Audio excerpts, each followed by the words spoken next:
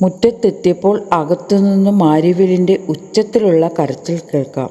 "മാരിവേൽ, ഉനക്ക് എന്നാച്ച്?" ആവണിക്ക് ഭയമായി. വെപ്രാളത്തോടെ അനുജൻ്റെ മിഴിനീർ തുടച്ച് അവനരികിൽ അവളിരുന്നു. കട്ടിലിൽ അമ്മയുണ്ടോ എന്നുപോലും അവൾക്ക് സംശയമായി. "പക്കത്തെ വീട്ടിലെ ശിവദാസ് ഇരിക്കില്ലേ, അവങ്കപ്പ എന്നെ അടിച്ചാങ്ക. അവൻ ചെയ്ത തപ്പുക്ക് എന്നെ അടിച്ചാങ്ക." അനുജൻ്റെ അടി കിട്ടിയ പാടുകൾ അവൾ കണ്ടു. ആവണിക്ക് സങ്കടമായി.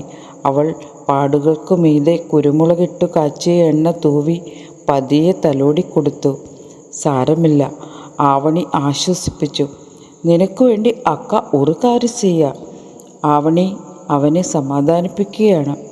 "രാത്രി അയാൾ എണ്ണ തേച്ച് പുറത്തിരിക്കുമ്പോൾ നീ നിൻ്റെ തെറ്റാൽ വെച്ച് അയാൾക്ക് 2 കൊടുക്കണം. അതിന് അക്ക നിൻ്റെ കൂടെ നിൽക്കാം." അത് കേട്ടപ്പോൾ മാരിവേലിന് സന്തോഷമായി. രാത്രി പക്കത്തെ വീട്ടിലെ ആൾ എണ്ണ തേച്ചിരുന്നപ്പോൾ അപ്പുറത്തെ വീടിൻ്റെ മറവിലൂടെ തെറ്റാലി വെച്ച് 2 കൊടുത്തു. അയാൾ പരിഭ്രാന്തിയോടെ ഓടി അകത്തു കയറി.